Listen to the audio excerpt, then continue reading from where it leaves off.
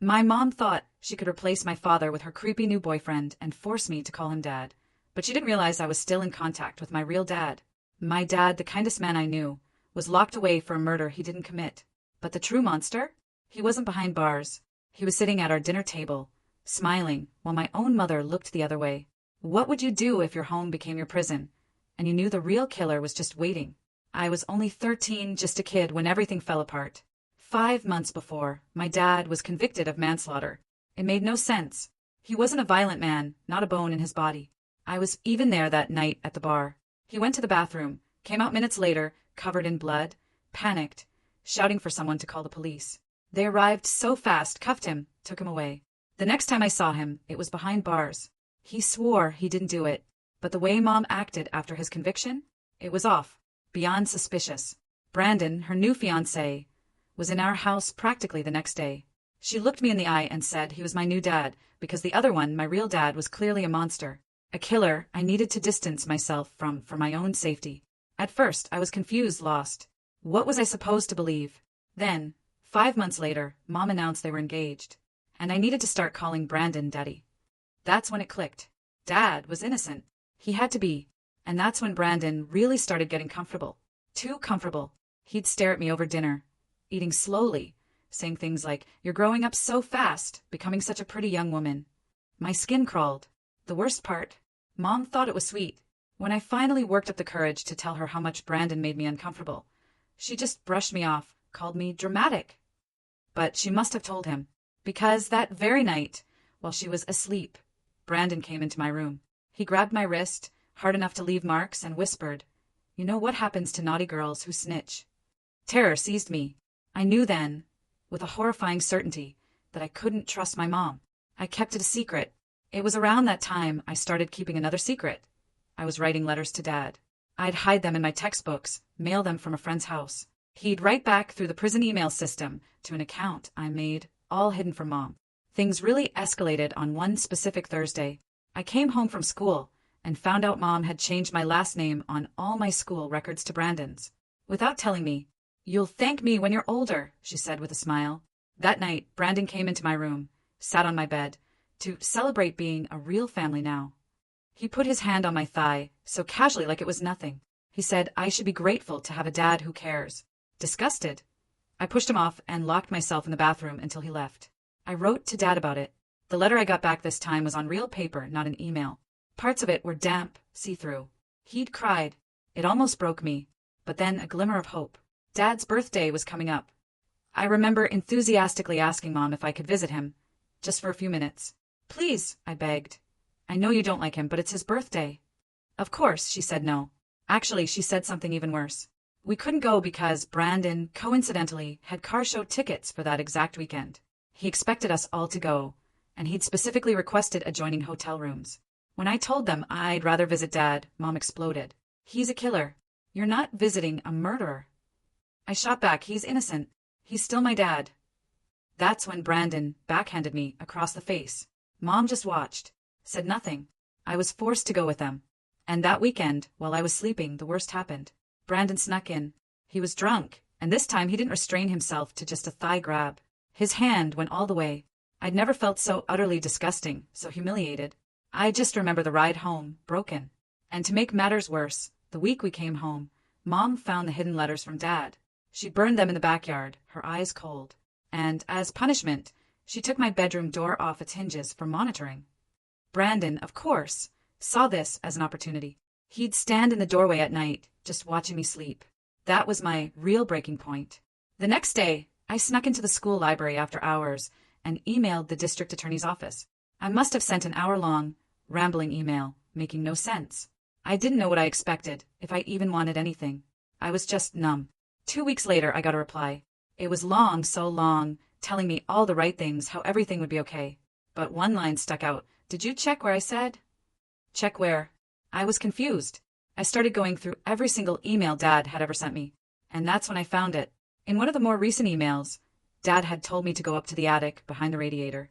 I remembered reading that email the day after asking Mom if I could visit him. I must have been too heartbroken to read thoroughly. Somehow missed it. Either way, I made a huge mental note and waited for Mom and Brandon's next date night. It happened the following week. My hands shook as I climbed into the attic with a flashlight. Behind the radiator, exactly where Dad said, I found a plastic-wrapped journal. I opened it to the marked page. Dad's familiar handwriting, dated weeks before his arrest. It said, "It's been a few weeks since I caught Lauren and Brandon sneaking off into the bar. I don't know how to confront her." I gasped. Shock, then a cold dread. That's when I heard it, the sound of a car pulling into the driveway. My blood ran cold. They were back early. The restaurant must have been too crowded. Or maybe they had a fight. I heard car doors slam, Mom's heels clicking on the walkway. My heart pounded as I clutched the journal to my chest, knowing I had only seconds. Brandon's heavy footsteps thudded on the stairs. Each creak of the old would sending a jolt through me. My hands were shaking so bad I almost dropped the flashlight, its beam dancing wildly across the dusty attic floor. I shoved the journal under my shirt, the leather cover cold against my skin, and scrambled toward the attic opening. Too slow. Brandon's head appeared through the hole just as I reached the ladder. His dark eyes locked onto mine. He stared for a long moment, his expression unreadable in the dim light. Then he climbed up, his broad shoulders barely fitting. I backed up against the wall, feeling the rough would press into my spine, the journal digging into my stomach. He looked around slowly, deliberately, taking in the disturbed dust, the moved boxes near the radiator. "What are you doing up here?" His voice was calm, but with an edge that made my skin crawl. I was looking for my old stuffed animals," I stammered, trying to keep my voice steady. He didn't believe me. I saw it in the way his jaw tightened, his hands flexing. He stepped closer. I could smell the wine on his breath, mixed with his expensive cologne that always made me feel sick. "You're a terrible liar," he sneered, "just like your father." The words hit me like a physical blow. He grabbed my arm, his fingers digging in hard enough to bruise, and yanked me toward the ladder. I had to use my other hand to keep the journal from falling out. Mom was waiting at the bottom, arms crossed, foot tapping. She looked annoyed. "Why are you sneaking around like some kind of thief?" she snapped. Brandon said I was probably hiding something, his hand still clamped on my arm. He suggested they search my room. I saw a flash of something dark in his eyes. I panicked. "I just wanted my old teddy bear," I blurted. "I can't sleep without my door." The words tumbled out too fast, too desperate. Mom rolled her eyes, but seemed to buy it, probably just tired of the drama. That night, I waited until I heard them snoring, Brandon's deep rumble mixing with Mom's softer breathing. The house settled into its nighttime creaks. I carefully hid the journal inside my pillowcase, feeling the corners dig into my cheek when I lay down. I couldn't risk reading more with Brandon checking on me every hour, his shadow appearing in my doorway like clockwork. The next morning was Saturday. Mom made pancakes like nothing had happened, humming off-key. The normalcy of it made my stomach churn. Brandon kept staring at me across the table, his eyes following my every move as I pushed food around my plate. I excused myself to the bathroom, journal in hand. I found a plastic bag under the sink and, with freezing water on my arms, hid the journal in the toilet tank. At school on Monday, I snuck into the computer lab during lunch. "Gotta finish an assignment," I told my friends. The room was empty, just the hum of old computers and the ticking wall clock. My hands still shaking, I started taking photos of each page of the journal with my phone, angling it to avoid glare.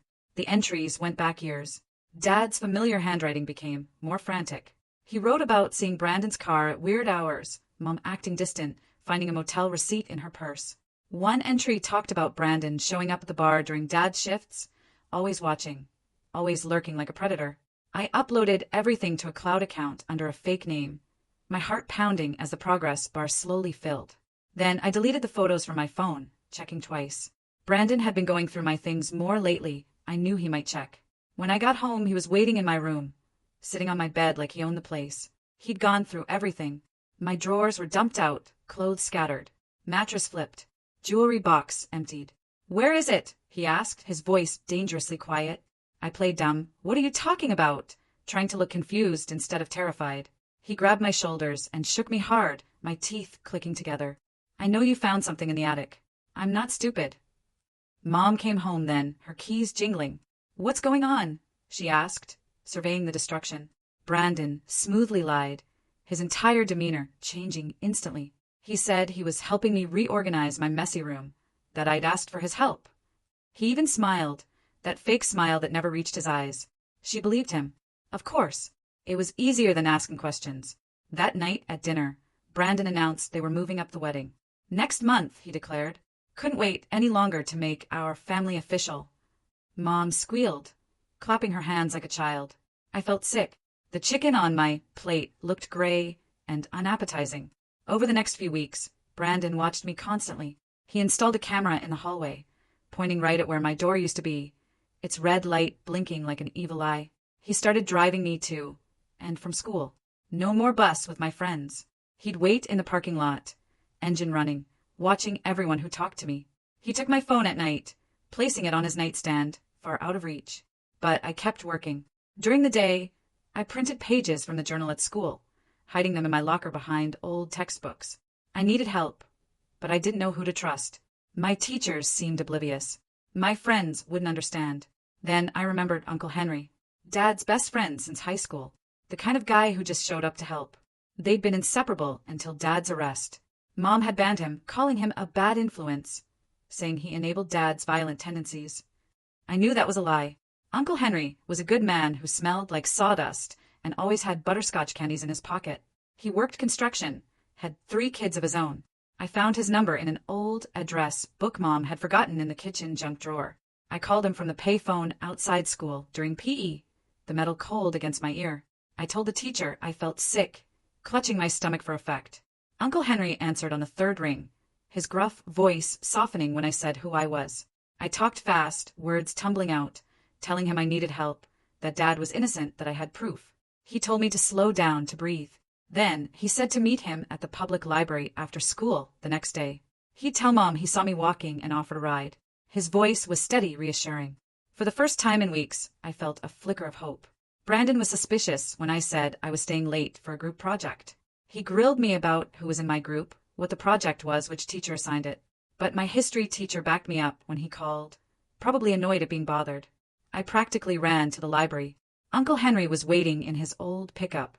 He looked older, more gray in his beard, deeper, lines around his eyes. I showed him photos of the journal entries on my phone, swiping through them quickly. His face darkened with each one, his knuckles white on the steering wheel. He said he always knew something was off about Dad's arrest. The story never made sense. Too many holes, he muttered, too convenient. He asked if I still had the actual journal. I told him where I'd hidden it, and he nodded approvingly. We need more than just Dad's suspicions, he said. We need real evidence. Witnesses. Something concrete. He knew some people who worked at the bar that night. Maybe they saw something the police didn't bother to ask about. Over the next 2 weeks, I met Uncle Henry at the library 3 more times. Each meeting felt like a spy movie, checking over my shoulder, taking different routes. He tracked down Edward, who worked security that night. Edward was a big guy with kind eyes who remembered everything. He remembered Brandon being there, which was weird because Brandon told police he was home all evening. Edward saw Brandon go into the bathroom right before Dad, maybe 30 seconds. But Edward had been too scared to speak up after Dad was arrested so fast, afraid of getting involved, afraid of Brandon, who had connections. Uncle Henry also found Caroline, a bartender with curly red hair and a sharp memory. She said Brandon had been coming around for weeks before the incident, always asking about Dad's schedule, pretending to be friendly. She thought it was strange, but didn't think much of it then. She remembered Brandon ordering a whiskey neat, then disappearing for a while before the body was found. She'd been the one to call 911, her hand shaking so bad she could barely dial. The breakthrough came when Uncle Henry talked to Brian, the bar manager. Brian was an older guy who'd run the place for 20 years. He mentioned they'd upgraded their security system a month before the incident. The police had only taken the main camera footage, but there was a backup system that recorded the hallway to the bathrooms. Brian still had those files on an old hard drive in his office. He'd forgotten about them until Henry asked. We met at Brian's house to watch the footage. His living room smelled like cigarettes and coffee.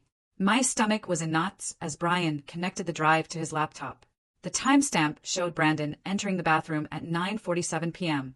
Casually, like he had all the time in the world. Dad entered at 9:52 p.m. Brandon came out at 9:51 p.m., checking his watch. Dad came out at 9:53 p.m., covered in blood, shouting for help, his face a mask of shock and horror. It was clear as day. Brandon had 4 minutes alone in that bathroom. More than enough time to frame someone. Uncle Henry copied the footage onto multiple USB drives, his hands steady and methodical. We need to be careful, he said. We can't just go to the police. Brandon might have connections there, friends who owe him favors. We need an airtight case first. He told me to act normal at home, not to let on that we knew anything. It was the hardest thing I'd ever had to do. But Brandon must have sensed something. Maybe I was a bad actress. Maybe he was just paranoid. He started getting more aggressive. One night he came into my room and sat on my bed, the mattress dipping. The hallway camera couldn't see him from that angle. He said he knew I had been sneaking around with Uncle Henry. Someone had seen us at the library. Probably one of his buddies who seemed to be everywhere. He said if I didn't stop, Mom might get hurt. Accidents happen all the time, his voice casual. People fall downstairs. Cars have brake problems. Gas leaks happen. I understood the threat. Felt it settle in my chest like a cold stone. I was terrified, but tried to stay calm, keeping my breathing even. I told Uncle Henry at our next meeting, whispering even though we were alone. We need to move faster, he said. He'd been in touch with Dad's lawyer, showing him what we'd found. The lawyer was excited but cautious. He said we needed the original journal, too. It would strengthen the case, prove the photos weren't doctored. I told him I'd get it, even though the thought made me want to throw up. That night, I waited until 3 a.m., watching the clock's red numbers change with agonizing slowness. I crept to the bathroom, bare feet silent. I retrieved the journal from the toilet tank, still dry in its plastic wrapping. Dad's word safe. I put it in my backpack for school, zipping it into the inner pocket. But when I came out, Brandon was standing in the hallway like a ghost.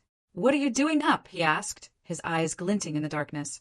I said I felt sick, holding my stomach. He stared for a long moment, then let me pass. I felt his eyes on my back all the way to my room. The next morning, my backpack was gone. I found it in the kitchen, empty. Its contents spread across the table. Brandon was sitting there, the journal in front of him, flipping through pages with theatrical interest. Mom was reading it, her face pale and confused. Brandon had told her I'd been writing fantasy stories about him, that I was disturbed, that I needed help. He started pointing out specific entries.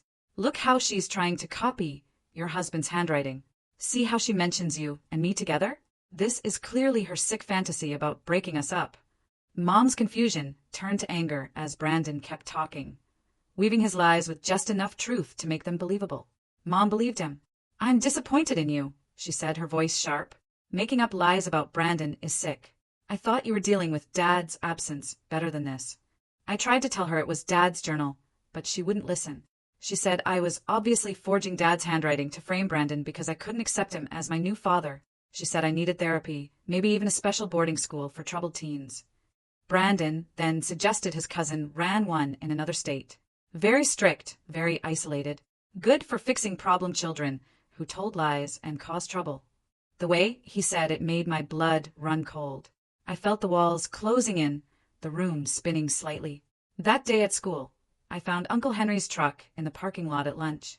I climbed in and broke down crying, telling him everything. He said not to worry, we still had the footage. But when I got home that afternoon, my phone was missing. Brandon had it. He'd gone through everything and found my cloud account, guessing the password after 3 tries. He made me watch as he deleted all the journal photos, his fingers stabbing at the screen with vicious satisfaction. "Uncle Henry's copies won't matter," he sneered, "without the original to verify them. Photos can be faked. Any decent lawyer will argue they're doctored." The bar footage was different, he admitted. That was official. But handwriting and photos? Too easy to forge. That night, Mom told me I was leaving for boarding school on Monday, 1,000 miles away in the mountains. No phones. No outside contact for the first 6 months. I finally understood. This was Brandon's plan to shut me up for good, to make me disappear. I managed to slip out Saturday morning when Mom went grocery shopping and Brandon was in the shower. I could hear the water running as I eased open the front door. I ran to Ashley's house and used her phone to call Uncle Henry. Ashley's mom was at work and Ashley covered for me. Bless her. I told him about the boarding school. He said, "Pack a bag, meet me at the library in an hour." But when I got back home, Brandon was waiting on the front steps, his hair still damp. He'd noticed I was gone. He dragged me inside by my hair, my scalp burning. Mom wasn't back yet. He threw me against the wall hard enough to knock a picture frame down. "You've ruined everything," he roared. "I worked too hard to let a bratty kid destroy my plans." He said Dad deserved to rot in prison, that he'd been planning this for months before that night at the bar. He said Mom was easy to manipulate, so desperate for attention after Dad started working 2 jobs. I asked him why he called that man in the bathroom. I needed to hear him say it. Brandon laughed, an ugly sound. The guy was just in the wrong place at the wrong time, he sneered. Brandon had gone in there to plant a bloody knife he'd prepared, one that would have Dad's prints from our kitchen. But the hammered guy saw him, started asking questions, getting too close. So Brandon had to silence him quick and messy, using that same knife. Then, when Dad came in minutes later to help, it was perfect. The blood was fresh. Dad's prints got on everything when he tried to help the victim, tried to stop the bleeding. And in the chaos, Brandon pocketed the actual murder weapon and left a different knife, one he'd also prepared, but that wouldn't trace back to him. I was recording everything. Ashley's phone hidden in my pocket, record button pressed before I even walked in. Brandon didn't notice. He was too busy ranting about how smart he'd been, how he'd worn gloves, how he'd studied the bar's schedule for weeks. He even said that after Dad was gone, marrying Mom was just smart business. She had good life insurance, and I'd be worth even more in Social Security if something happened to her. Maybe a car accident, he mused. Maybe a fall. Maybe she'd just get sad and take too many pills. That's when Mom walked in. She'd come back early, forgot her wallet. She heard everything Brandon had just said. Her face went white as paper. She dropped the groceries, oranges rolling across the floor. Brandon spun around, realizing his mistake. He tried to backtrack, saying I'd made him angry, that he didn't mean it, just trying to scare me straight. But Mom had heard enough. The veil had finally lifted. Brandon stepped toward her. She backed away, her hand reaching behind her. "Get out," she whispered, her voice shaking. He said she was overreacting. She grabbed a kitchen knife from the block. "Leave, or I'll call the police." Brandon laughed. "You wouldn't dare. Too much scandal, too much shame. What would the neighbors think?" But Mom's hand was steady as she held the knife. For the first time in months, I saw the Mom I used to know, the one who protected me from nightmares and kissed scraped knees. Brandon finally realized she was serious. His face changed, the mask dropping completely. He grabbed his keys and wallet. But before leaving, he turned to Mom. "This isn't over. I know too much about you. The affairs before Dad. The money you stole from his savings to cover your debts. If you go to the police, I'll destroy your reputation." Then he left, slamming the door so hard the windows shook. Pictures fell off the walls. Mom collapsed on the floor, crying, her body shaking. I sat next to her and showed her the recording on Ashley's phone. She listened to Brandon's confession again, her face crumbling more with each word. "I'm so sorry," she kept saying. "I was so stupid. I failed you and your dad." I told her we needed to call the police now. She was scared of Brandon's threats, scared of losing everything. I called Uncle Henry. He came over within minutes, with the bar footage on a USB drive. We sat Mom down at the kitchen table and showed her everything. The journal entries I'd saved, screenshots of the security footage, the notarized witness statements he'd collected. Mom threw up. The realization that she'd been sleeping next to Dad's killer, planning a wedding with him, finally hit her. She finally agreed to call the police. 2 detectives came, professional but kind. They listened to the recording multiple times, watched the bar footage on our laptop. They took the journal as evidence, handling it carefully. One detective said they'd been having doubts about Dad's case anyway. The forensics never quite added up, but the pressure to close the case had been intense. Brandon's confession filled in all the gaps. They put out an arrest warrant for Brandon that night, but he'd vanished. His apartment was empty, cleaned out. His car gone. "Don't worry," the police said. "We'll find him." They put a patrol car outside our house. Mom and I didn't sleep. We pushed the couch against the front door, sat in the living room with all the lights on, jumping at every sound. The next morning, Uncle Henry called. He'd heard from his construction buddies that Brandon had been spotted at a motel 2 towns over, trying to pay cash. The police were on their way. By noon, they had him in custody. He tried to run, but didn't get far. They found evidence in his car, linking him to the original murder weapon. He'd kept the actual knife all these years, like some sick trophy, hidden in a lockbox in his trunk. The knife from the crime scene had been a decoy, but the real one still had traces of the victim's blood in the handle's crevices. Brandon tried to deny everything at first. He said I'd faked the recording using AI, that Mom was lying to protect me, but the evidence was overwhelming. The bar footage, his fingerprints on the real murder weapon. The forensics that hadn't matched Dad suddenly made perfect sense when applied to Brandon. Even the angle of the wounds matched Brandon's height, not Dad's. Faced with everything, Brandon finally broke. He confessed fully in exchange for a plea deal. He admitted to planning the whole thing, to framing Dad, to manipulating Mom. He even admitted to other crimes, other victims in other states. The detective said Brandon was a serial predator, getting away with it for years, moving from place to place, always finding vulnerable women with kids. Dad's lawyer filed for an emergency appeal. The judge reviewed everything. 8 months in prison for a crime he didn't commit. Dad was coming home. Mom and I drove to pick him up. The ride was silent except for the radio playing softly. Mom kept crying. I didn't know what to say. When the prison gates opened and Dad walked out, he looked smaller than I remembered. Thinner, older, more gray hair, but his eyes lit up when he saw me. I ran to him and hugged him tighter than I'd ever hugged anyone. He smelled different, like industrial soap and sadness, but he was still my dad. He held me and cried into my hair, whispering that he'd missed me so much, that he'd never stopped believing I'd know the truth. Mom stood back, unsure, wringing her hands. Dad looked at her for a long moment. Then he said they'd talk later. Right now, he just wanted to go home. The drive back was quiet except for Dad asking small questions. How was school? Had I grown taller? Was my favorite restaurant still open? Normal Dad. Questions that felt anything but normal after everything. We got home, and Dad just stood in the doorway for a minute, looking around like he was memorizing everything. The house looked different without Brandon stuff. Mom had thrown out anything he'd touched, leaving weird empty spaces on shelves and walls. Dad walked through each room slowly, running his fingers over furniture, picking up picture frames. That first night was awkward as hell. Dad slept on the couch, even though Mom offered him their old bedroom. I heard him moving around at 3 a.m., probably couldn't sleep after months in a cell. I found him in the kitchen, making coffee with shaking hands. We sat at the table in silence until he finally asked if I was okay. Really okay. I told him everything. He listened without interrupting, his jaw tightening with each detail. When I finished, he said he was sorry he couldn't protect me. I told him it wasn't his fault. The next few days were a blur of lawyers and paperwork. Dad's lawyer worked on getting his record completely cleared. There was talk of compensation for wrongful imprisonment, but Dad said he didn't care about money. He just wanted his life back. Mom kept trying to talk to him, following him around, but he wasn't ready. He'd answer her questions with one word, find excuses to leave the room. Brandon's trial date was set for 6 months out. The prosecutor said with his confession and all our evidence, he'd probably get life without parole.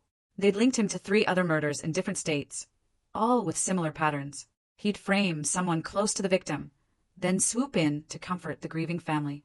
The detective said we were lucky that his other victims hadn't survived to expose him. I went back to school, but everything felt different. Kids whispered when I walked by. Everyone knew about Brandon and Dad by now. Ashley stuck by me, though, and a few other friends who actually mattered. My teachers were extra nice, which almost made it worse. I didn't want pity. I just wanted normal, but normal was gone, probably forever. Dad started working construction with Uncle Henry. Manual labor, he said, helped clear his head. He'd come home exhausted, covered in dust, but he seemed calmer. He was seeing a therapist, too. Some guy who specialized in wrongful conviction trauma. Dad didn't talk about the sessions, but I could see they were helping. He stopped flinching when doors slammed, stopped checking locks obsessively. Mom moved out after 2 weeks. She rented a small apartment across town, said she needed space. I was relieved, honestly. The tension when she and Dad were in the same room was suffocating. She'd betrayed him in the worst way possible, even if Brandon had manipulated her. Some things you can't come back from. She asked if I wanted to stay with her sometimes, but I said no. I needed to be with Dad. The divorce papers came a month later. Dad signed them without reading. Just wanted it over. Mom gave him everything. The house, the car, full custody of me. Her guilt was eating her alive. She started seeing a therapist, too, trying to understand how she'd been so blind. I felt bad for her sometimes, but then I'd remember how she chose Brandon over Dad, how she didn't believe me. The sympathy would dry up. Uncle Henry became a regular at our house. He'd bring his kids over on weekends, and we'd have cookouts like the old days. His twins, Elijah and John, were only 8, but they idolized Dad. They didn't care about his past, just that he could throw a football and tell funny stories. His daughter, Deborah, was my age, and we got close fast. She understood what it was like to have your family turned upside down. Her mom had left when she was 10. 3 months after Dad got out, I had to testify at a pre-trial hearing. The prosecutor said my testimony would help ensure Brandon couldn't claim insanity or coercion. I wore my nicest dress, the blue one Dad bought me for my birthday 2 years ago. My hands shook as I swore to tell the truth. Brandon sat at the defense table in an orange jumpsuit, looking smaller than I remembered. He tried to catch my eye, but I stared straight ahead. I told them everything. About the threats, the touching, the night at the hotel. The judge had to call a recess when I talked about finding Dad's journal because I started crying too hard to continue. Dad wasn't allowed in the courtroom, but Uncle Henry was there. He gave me a thumbs up from the gallery, reminding me I was brave. Brandon's lawyer tried to make me look like a confused kid, asking if maybe I'd misunderstood Brandon's intentions. I stayed calm and repeated what happened, exactly as it happened. The prosecutor showed the recording from Ashley's phone, and Brandon's face went gray. His lawyer asked for a plea deal that afternoon. 25 to life instead of life without parole. The prosecutor said no way. After the hearing, reporters tried to talk to us outside the courthouse. Dad shielded me with his body as we pushed through them to Uncle Henry's truck. They shouted questions about forgiveness, about moving forward. We didn't answer. There was nothing to say that would make them understand. This wasn't entertainment. It was our life. Mom started sending me letters, long, rambling apologies. I read the first few, then started throwing them away unopened. Dad said I should consider forgiving her eventually, for my own peace, not hers. But I wasn't ready. Maybe I'd never be ready. She'd chosen a monster over her own family. Some things are unforgivable. Brandon's actual trial was brutal. They brought in his other victims' families, showing pattern after pattern of his behavior. One woman from Arizona testified about how he dated her after her husband died in a suspicious accident. She'd gotten bad vibes and dumped him, probably saving her own life. Another family from Nevada talked about their son, serving time for a murder that sounded exactly like Dad's case. The prosecutor said they were reopening that case, too. Dad testified on day 3. He wore his only suit, the one from their wedding. He talked about finding the body, trying to help, the confusion when they arrested him. He talked about prison, about missing my birthday, about writing letters I'd never get to read. His voice broke when he talked about the day I was born, how he promised to always protect me and felt like he'd failed. Brandon took the stand on day 5 against his lawyer's advice. He tried to paint himself as a victim of circumstance, said the man in the bathroom had attacked him first. But under cross-examination, his story fell apart. He contradicted himself, got angry, showed his true face to the jury.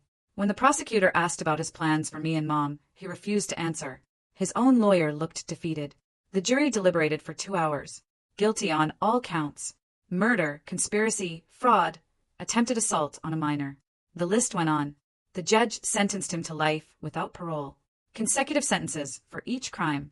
Brandon didn't react, just stared at the table. As they let him out, he looked at me one last time. I stared back, wanting him to see that he hadn't broken me, that I'd won. Dad. And I went to his favorite restaurant after, the little Mexican place that still had his picture on the wall from when he was a regular. The owner hugged him and said the meal was on the house. We ate in comfortable silence, both exhausted but relieved. It was over. Really over. Brandon would die in prison, and we could start rebuilding. Mom tried to come to the house the next week. Dad wouldn't let her in, talking to her through the screen door. She wanted to apologize again, wanted to try family counseling. Dad said no. That ship had sailed. She needed to move on, and so did we. She cried and begged, but Dad stood firm. I watched from the stairs, feeling nothing. She'd made her choice, and now she had to live with it. I started seeing a therapist, too. Some lady named Dr. Cheryl, who specialized in trauma. She helped me process everything. Taught me it wasn't my fault, that I'd been incredibly brave. Some days I believed her, some days I didn't. But slowly the nightmare stopped. I stopped checking locks obsessively, stopped flinching when men walked behind me. Progress came in small steps. Dad and I developed new routines.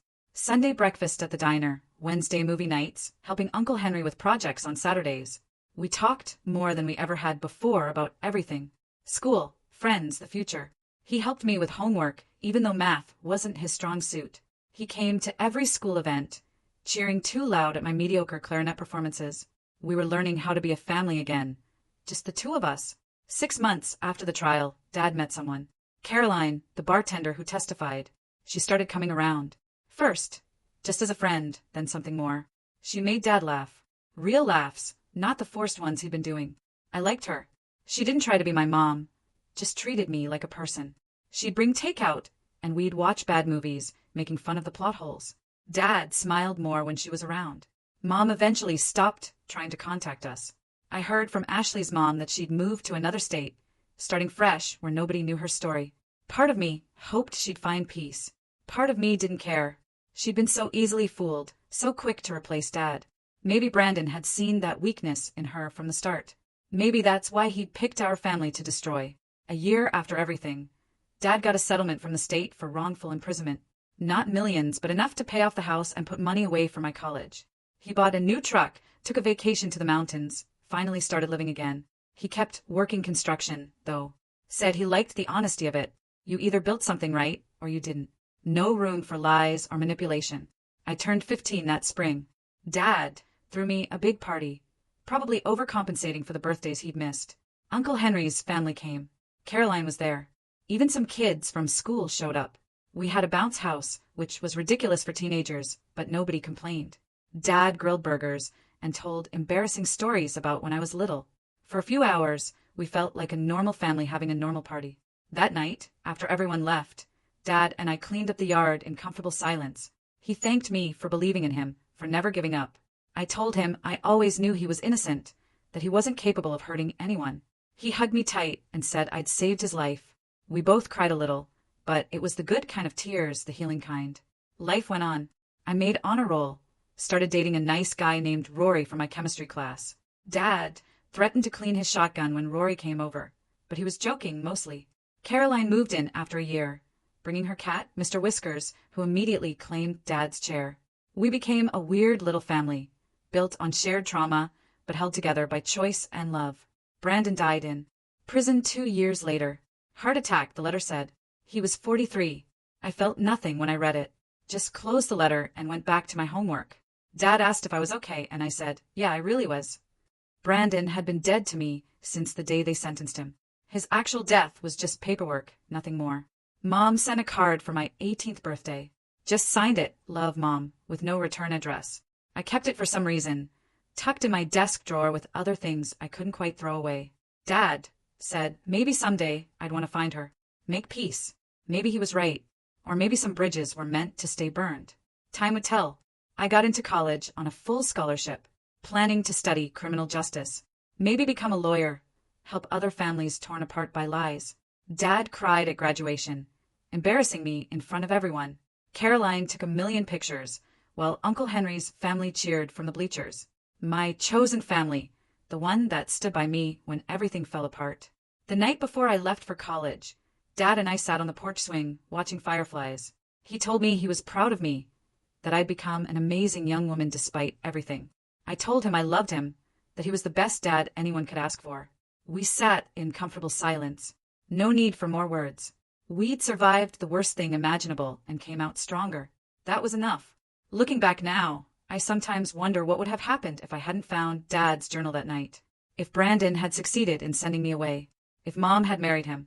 If Dad had died in prison believing nobody cared. But I did find it. I did fight back. And sometimes that's all you can do. Fight for the truth and hope someone listens. In our case, they finally did. What would you have done in my place? Have you ever had to fight for a truth that no one wanted to believe? Tell me what you think in the comments. I really want to know.